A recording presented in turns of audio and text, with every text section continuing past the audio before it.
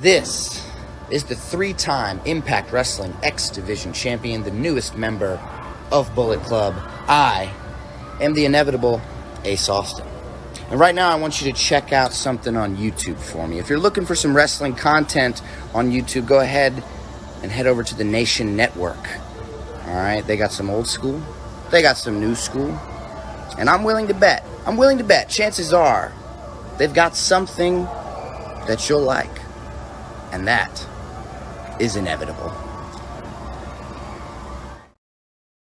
Actually watched a little bit of AEW, not a lot. Just enough to remind me why I don't watch it. Oh, this is already funny. Just the headline. The list of moves and actions that are now banned from AEW or need to be approved by the company. Maybe that's why Nash is pissed off, because he went for Rock and Austin and not try to duplicate him. Well, it'd be easier to duplicate him. You only have to learn 5 moves. Like you said, and we've all been saying, Tony Khan, you need a hierarchy, and he gets one, and then we make fun of it.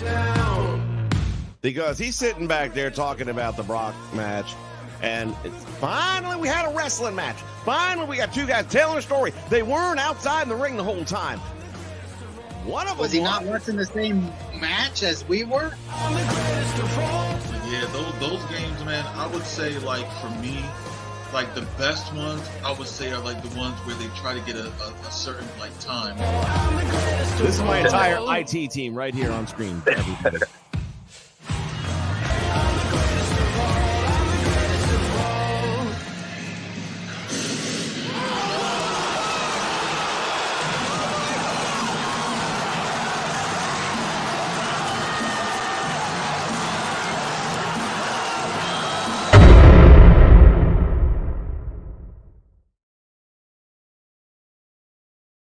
Good morning, everyone. It is day after day 1 of WrestleMania XL. What are we thinking? Well, I got some thoughts. I got some opinions. Surprise, surprise. I got to tell you something. They better step it up for night 2. Just saying. This not a shining night for a WrestleMania show, and I thought it was just me. I was going to go live last night after the program and decided, you know what? It's late. I'm tired. I'll wait. And I've read through a lot of social media stuff this morning, and I now feel vindicated that I'm not just being a guy who's crapping on things. The majority of fans out there weren't happy with a lot of night 1.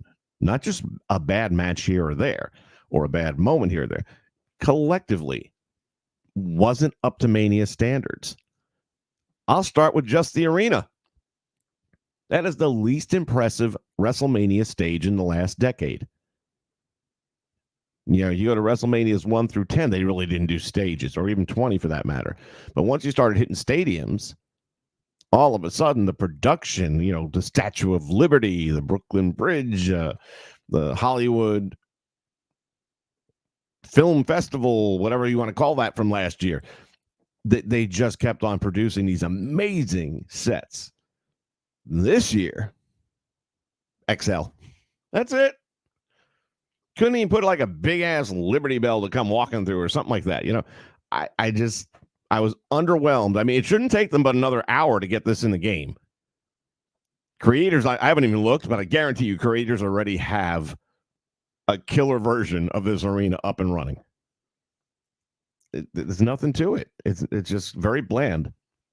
It doesn't say spectacular event like it has in the past years. That said, we're here for the wrestling, not for the stage, so let's discuss that. Let me pull this over so it's not blocking anything.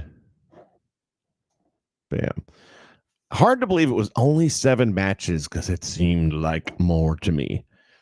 We open up with Rhea against Becky, and I was a little bummed out that they're starting the show. But then again, over recent years, you know, Brock Lesnar started the show. So they've kind of done that, I guess, once in a while. And maybe it's not a bad idea to come up with one of your big matches early while the crowd is still hot and has some energy. They're not completely burnt out yet. It was a chilly night out there, people crying that it's 54 degrees. I'm like, man, I love me some 54 degrees. Shut up. And normally, anytime it's going to be cooler weather outdoors like that, they have heat piped in through the ring pipes itself. The ring posts, rather. Inside the LED, they normally have a heating unit that is blowing hot air from all four corners in.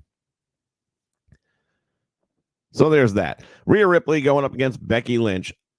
For me, the moment of the night, entire night, was Rhea Ripley's entrance. Oh my God.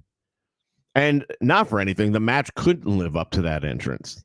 Nothing could have. That was the greatest wrestling entrance that I have ever seen. I'll put it up there with The Undertaker. Easily.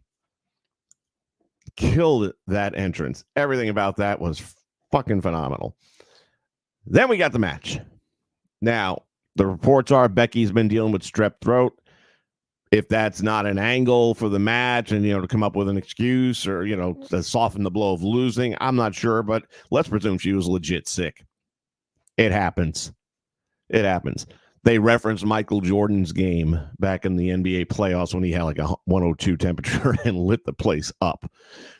I've been, I played sports throughout my life, hockey in particular, and I had to play a game. I was a goalie and where I was definitely under the weather. One of the best games I ever played.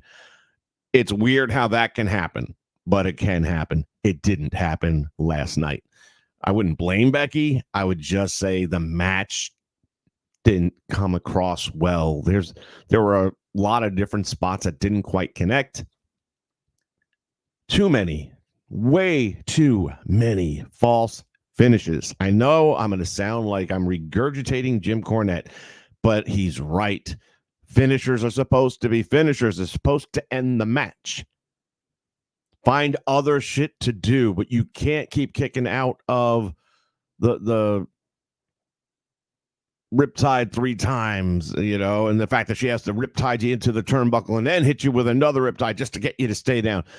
It loses the impact of the move. The good thing about the disarmor is you can get out of that simply by grabbing a rope or getting your foot over the rope. That's different. You survived. You managed to escape the hold.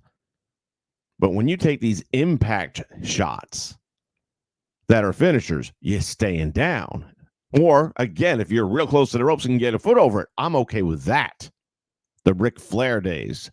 But this just kicking out on 2 3/4. No. So I didn't like the match itself a whole lot. On a 1 to 10, I give it a 6. The entrance, a 12. And I'm very happy that Rhea retained the title. Did I mention spoiler alerts? I'm just presuming everybody has a clue as to what the rundown ended up being. So we have that. Then we moved the ladder tag team match. Now, I'll tell you right up front, I already wasn't looking forward to this for the simple reason, the same reason I'm not a fan of AEW. These matches are pointless. They're going to get somebody seriously hurt. They're going to take years off of somebody's career. For what? For what reason? Yeah, we get some incredible moments out of some of these matches. I mean, you think back to the Dudleys and the Hardy Boys and Edge and Christian. Oh, my God, that was a spot fest. And fortunately, all those guys pretty much continued their careers, and some of them still are. But is the risk worth the reward? For me, no. I don't want to see somebody like Austin Theory. He's young. He's got his whole career. He'd take one bad fall off a fucking ladder. Why? I just feel there's a lot of other ways you can do it. That said, as far as ladder matches go, it was okay. It was there. It wasn't the best ladder match I've ever seen. It wasn't the most exciting ladder match I've ever seen. I enjoyed very much because I didn't know going in. Maybe I just missed that during the build-up weeks. But I didn't realize that they were separating the tag team titles. I love that. I'm a huge fan of that. So the fact that we got not one, but two new tag team champions out of the deal, that's a beautiful thing. What does that say for the Judgment Day? Me thinks, me knows, but we'll see soon enough. So, yes, we got A-Town down under getting the victory along with Awesome Truth. How can you not be happy for our Truth? And for the Miz. I've been a Miz fan back when nobody was a Miz fan. I was here in Orlando when he took the title off of Edge with the Money in the Bank briefcase. That was actually the very first ever show in what was the Amway Arena, and now is the Kia Arena, where the Magic, well, I would say the Magic play, but they don't generally do very well. So, but anyway, I'm happy that we have two new tag teams, and nobody appears to have been seriously injured as of this point. Moving on to more tag team action. Rey Mysterio and Andrade El Idolo. Just Andrade. And he's got Carlito, Cruz del Toro, Joaquin Wilde, and Zelina. And they go up against Santos and Dirty Dom, along with Angel Berto and Elektra Lopez. No big surprise in who the winners are. We kind of figured Rey and Andrade had to get the win. We get a couple of Philadelphia Eagles. I don't watch pro sports anymore, so I can't tell you who they were. But we got a couple of Philadelphia Eagles that jump over the rail wearing lucha masks, only weighing in at about, 265 pounds, and they're supposed to be luchas. They kind of get involved at the end to set up Rey for the 619 victory.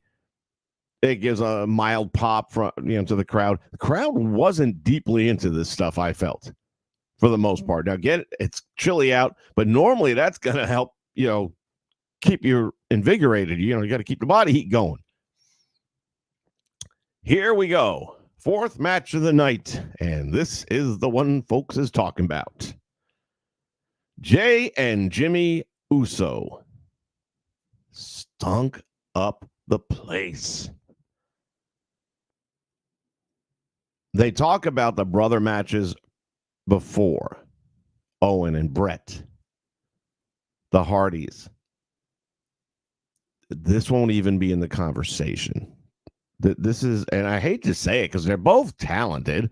They're both amazing on the mic and just being themselves. And generally, they've had good matches with other people.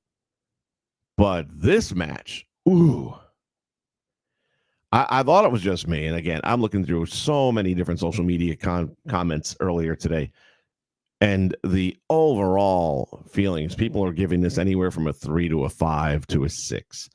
And I'm saying I thought it was a 3. I could not stomach this match. There was no part of it. There was some botches that I was mistiming, and I'm like, they're twin brothers, for the love of God. How does that happen? It just, yeah, I'm glad it's night 1. Maybe night 2 will save the event. Moving on to number 5. Bianca Belair, Jade Cargill, and Naomi, of course, defeat Damage Control. Shocker. Couldn't have seen that coming. Jade looked greener than she did in AEW. Is it just me? Am I being critical? I thought for sure she was going to look better than that. After all, the training and making sure she's ready for whatever bullets come her way. Yeah, no, not so much. Not so much. She's going to get better. I believe that, but I just didn't feel it was there. Let me get to some of your comments here before I wrap up. R-Truth was the most fun of that match. I 100% agree with you, Rye. We have the old school wrestling mentality. Need more psychology in matches than a bunch of finishers in crazy high spots. But here's the thing, Pops. They are not finishers. Don't call them that. If everyone's going to kick out of it, it didn't finish the match. Finishers finish the match. Hence the name. Dum Dum Mysterio is the worst mullet ever seen. I like it. I like it. I'm a Dom fan. And he seems like a pretty cool dude. And I 100% agree with this. It's been a mediocre WrestleMania. The weather is not helping with the wrestlers and the crowd. Here's where I may disagree a little. The weather being on the cooler side, and again, as I mentioned, they have heat in the ring.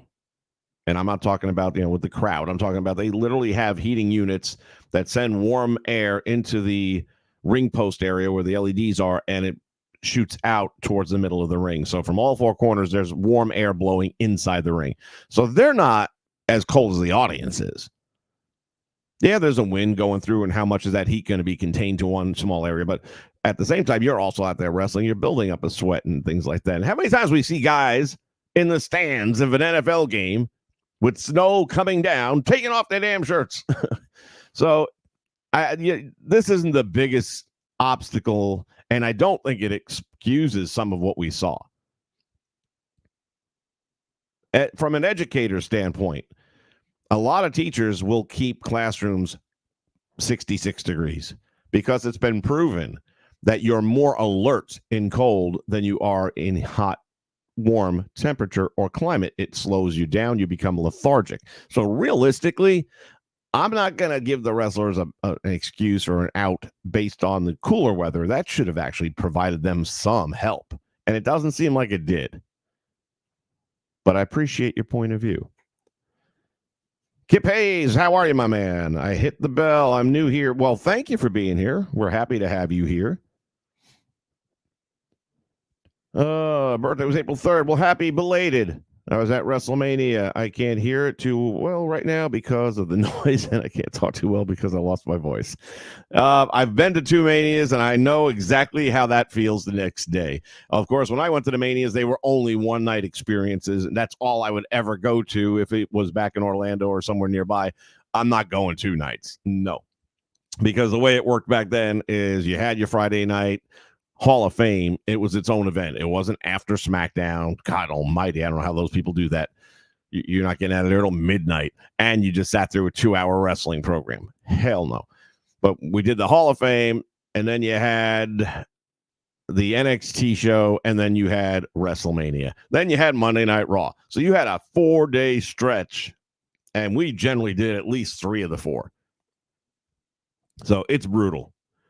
It is tough on the fan. And now that part, I might say, but it's only night 1. But how many of those fans were over to watch NXT earlier, which I still haven't seen any of that yet. I have to try and squeeze that in today sometime. The fans are going to be worn out. It's going to be hard to keep them going. And you're in a stadium. I get why you want to do it. It's your biggest event. It's your Super Bowl event. I get it. More seats, more money, more ticket sales. I get it. More merch. I get it. But you just don't get the pop. It's not to say it's not happening. You don't get it. It does, because as they tell you, the noise goes up and out. There's no way to contain it. If MJF showed up tonight, you're going to get a pop that is going to come across TV for that moment. It's not going to sustain for 10, 15 minutes. It just can't. And it takes that kind of a shock to get that level of a pop in a place that size that it's going to resonate on the television. So in person, even when I was at these events over in the Orange Bowl, Citrus Bowl, I beg your pardon, I know we were screaming. People around us were screaming, but you never really felt like it was loud. I remember seeing Hulk Hogan back in the 80s in the Orange County Convention Center when it was nothing but like a little 4-wall barn. And when he came out, I literally felt like my eardrums were going to burst. I had to cover my ears. The decibels were so loud.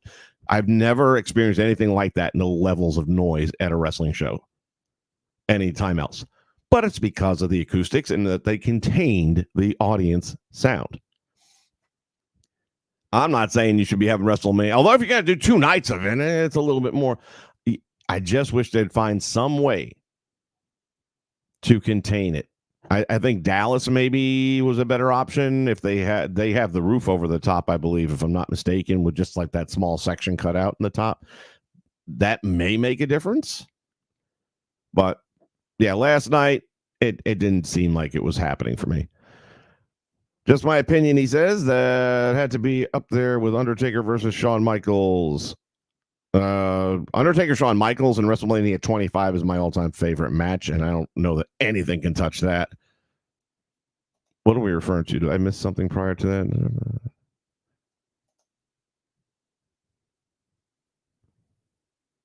What do you say when you say that had to be up there with the Undertaker, Shawn Michaels? What are we referring to? You don't know if you're going to tonight's event. I would think you'd have to have tickets already, would you not? What's up, Judd? Yeah, again, nobody's liking that Jay and Jimmy match. I mean, nobody. Rice-A-Roni asks, boy, if you say that fast, it sounds like Rice-A-Roni. Remember that? The San Francisco treat. Question, as someone that has never been to a live show of any kind, oh, dude, you have to. Can the audience hear the commentating, or is that just broadcast audience? It's generally, depending on what we're talking about, but generally it's only for the television audience. Yesterday, Triple H was on, or maybe day before yesterday. Within the last 48 hours, Triple H was on Pat McAfee's show, and it was in front of a large audience. For that, they would have speakers so that the fans could hear the conversation going on. Speakers weren't working for the first 20 minutes of the show before they could get it to work. But that said, so yeah, generally speaking, to answer your question, if you go to a live show, you're not going to hear the play-by-play. But you need to go because there is nothing like it. Even if it's not a great, I mean, I would recommend you go to a live show in an arena if it's your first event. Don't go to like a WrestleMania stadium thing, because if it's like this, it's going to leave a bad taste. But generally in an arena show, you can't do too bad with that, in my opinion. All right, so that brings us up. Oh, boy. Oh, boy. Hide your pooches because someone's about to fuck them. Sami Zayn against Gunther for the Intercontinental Championship. How do you fuck up a record-breaking Intercontinental Championship title run? You have a 250-pound at least beast from Germany who has dominated the division, who has elevated the Intercontinental title beyond all others that came before him. How do you screw this up? Let me think. Give me a second. I got this.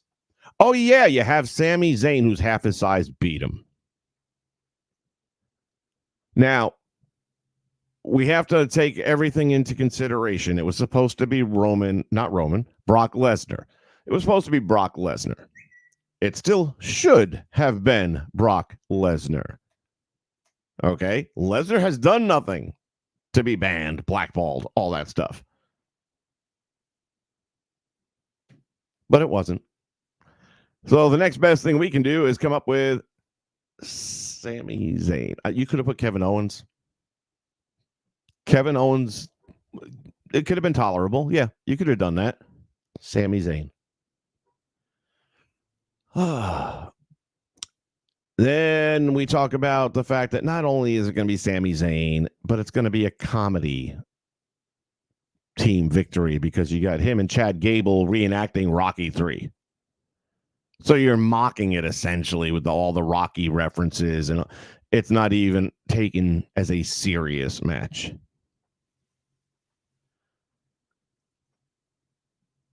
Look, Gunther's going to be fine.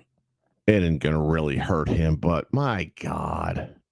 Now let's talk about the match itself. Everything was going according to plan. He was destroying Sami. Guess what? If they really fought, he would destroy Sami.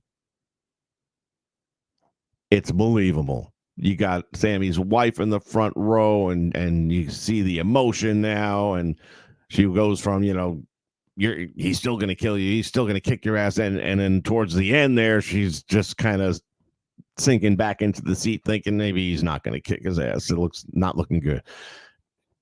I was okay with all of that. All of that. Sammy goes for what I think was supposed to be a superplex and damn near kills him. Look, again, it ain't ballet. Things happen. Who knows? Maybe the rope was slippery. If there's some condensation out there, it's an outdoor event. But that was when you talk about a near miss, holy smokes, man, that was bad. Almost dropped the man on his head. And they call it a brain buster. Brain buster, fucking almost left him paralyzed from the waist down with that drop. And I suppose from that standpoint, I mean, if that were the finish to go home, you could believe it because, yeah, he almost killed him. And then instead it goes to the haluva kick, and I just can't. Was it a good match all the way up to the ending? Was Sami Zayn the guy to end the streak? Fuck no. Come on. We got to get a level of coherency here. As a match, I can easily give that a 7 or an 8 as a match. But once I factor in the outcome, brings it down to a 5 for me, just because you screwed up the ending so badly. The guy held the title for, what, a year or 2 years almost. And that's how you end it? No. Nope. Can't do it. And then that brings us to the main event of the evening, the Bloodline going up against Cody Rhodes and Seth freaking Rollins. Who could have predicted that Cody and Rollins would lose the match? I don't know, everybody. So there's no surprise factor. We knew that. Everyone knew that was the outcome of the match. Little disappointed that Cody took the pinfall. I'll be honest with you, by this time of the night, I was zonked, and the entrances put me to sleep. I was like kind of in and out of the match, forcing myself to wake up a little bit, and then the match went way too long. That all said, I was conscious enough for the last 5 to 7 minutes, and I feel like that's enough for me. A lot of people gave it high scores as a match. I'll probably give it a shot and watch it again later today. The fact that there was zero chance of Cody and Seth winning that match, it can only be a 7 in my book. No matter what else happened from bell to bell, there's no drama. I know that they're not winning. You have to have an element of doubt. And I'll admit, when Roman speared The Rock,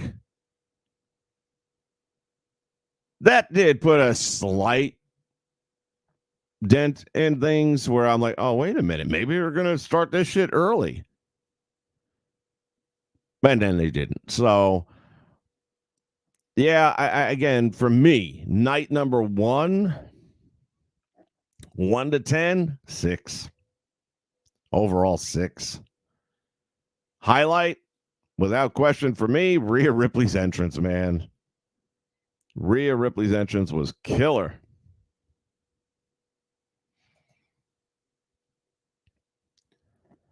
Judd says, in your opinion, is Roman going to retire from WWE? Yeah, but in the sense that the same way The Rock retires and the same way Cena retires, he'll come back. He's going to lose tonight. The Rock is going to be a part of the equation somehow. And he's going to ride off into the sunset, never to be seen until SummerSlam, at which time he and The Rock will finally have this match for head of the table. But his title days will be over. Being the champion after today, I can't imagine that happening. I mean, again, he could do it like, wasn't it The Rock that came out and won? Yeah, he came back and won the world title and then held it for a couple of months to Mania or SummerSlam, whichever event it was. So, that's a possibility. But I don't imagine him having another major title run after this one. Kip says, I was talking about the Roman Reigns, Cody Rhodes, Rock, Seth Rollins. That's what I was talking about. And you thought that match was in the same category. I really missed a lot of it because I was so freaking tired and just staying awake at that point in time. The entrances killed me, man. The Rock's music is boring, very slow, methodical, and what is that noise I am hearing? It's a weird noise outside. So I'm going to try and watch that today at some point in time, just because I feel like I should at least know if it was a decent enough match, what have you. But if you're comparing it to that one, that's setting a pretty high bar, because like I said, for me, Taker and HBK WrestleMania 25, that is the bar to be set.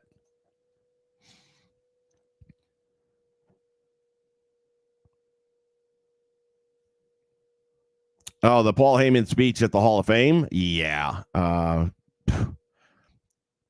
nobody like Paul Heyman on a microphone. There are a lot of good ones out there over history, but when it comes to what he can do with a microphone, he's the original pipe bomb. He's the real deal. So, well, we got night 2 to look forward to. We'll see how that turns out.